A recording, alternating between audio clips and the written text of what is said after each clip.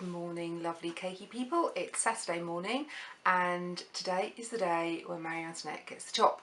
So you may have seen a couple of weeks ago I did a post where I said that I would be cutting her open and showing you how I created the inside support structure, because I didn't show it when I made her, so I thought it might be quite interesting. I've had quite a few questions on how it's been done, one this morning in fact, so I thought that would be quite interesting for you. I'm going to make a series of short videos to show you different sections of her and how I did it. And before I start, I just want to say a big welcome to the 62 new followers that I found this morning when I woke up, which is fantastic. If one of you wants to drop me a line and tell me where you saw me or if I was shared by someone, then please do, because then I can thank that person for sharing my work. So stay with me folks, and I will shortly be cutting into Marie Antoinette from the back first. I will get around to the face, but I can't bring myself to do that yet, so stay with me.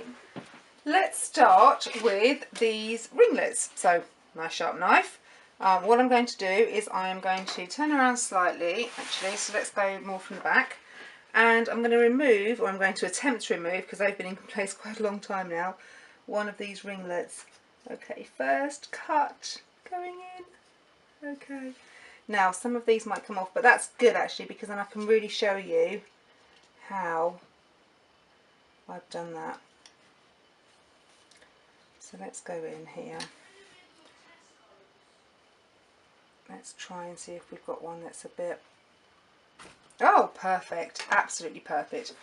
Okay.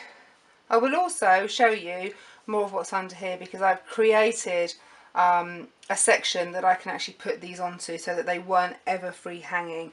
The thing with anything like this is there's quite a lot of weight in this. If I try and make this a free hanging object, it's just going to be prone to damage, cracking, breaking, falling off. So what I have to do is create a nice solid section that is attached to the main body of the piece, and then these can then rest on them. So you can see here that what I've got is a tube, a sausage of sugar paste, plain sugar paste, nothing added to it, no CMC, nothing like that. It's not modelling paste, it's just sugar paste, fondant, fondant, icing, called lots of different things. So this is what I've got. Now if I start peeling off these sections, you can see here that this is my sausage, okay? And that basically is how each ringlet started. Sausage like that, okay? Now I put these on and then actually put the ringlet parts on afterwards. So what I would do is I started out at one side, I put one sausage on and I put my ringlet parts over it.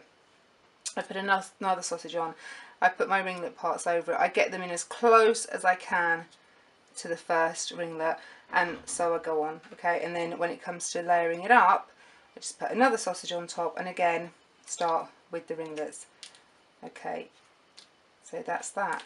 I'm now going to show you how I made all this hair. Okay, so that's it. That's what you start with, just a sausage, and that's what creates the ringlet. Okay, here is my monster extruder. This is from a company called Artway Tools. It's called an Ace Food extruder, and I didn't get this specifically for making Marie Antoinette. I got it because I was just so sick and tired of having white knuckles with the little piddly ones that you can generally only get here. When I got this, you could only get it from America. You could order it from America. I don't know if that's still the case because I've had this a few years now, but certainly that was the case when I got it. So what you've got, and the reason this is so great, is because it's such a big extruder and the spring on it creates so much pressure that you don't need to use all of your strength just to push the sugar paste through the section at the end. So what you have is you've got your extruder here, you've got the barrel here, and I know now you can get, this is a 1-inch barrel, but you can also get a 2-inch barrel, so you can get much more in there.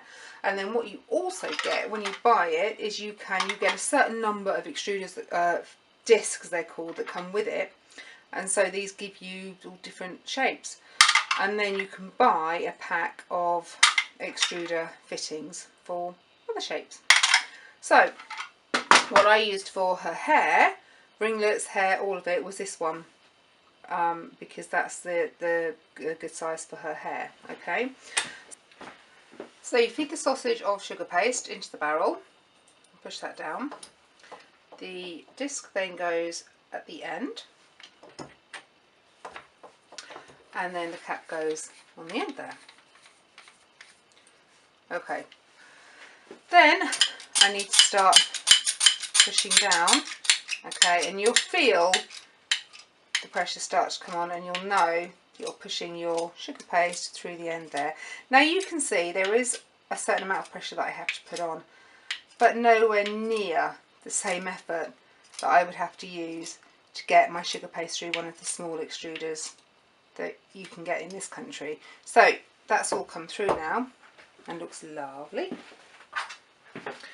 So you can imagine for the hair, I've now got a section of hair. Now it did take me quite a long time to put all of this on, because that's as much as I can get out at any one go. I can get out double that length to go on, but in terms of the width, that's it, and then that then goes onto her to create hair. Obviously same principle for the ringlets.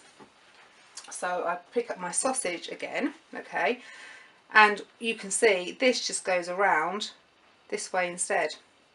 So it goes around like that and creates a ringlet.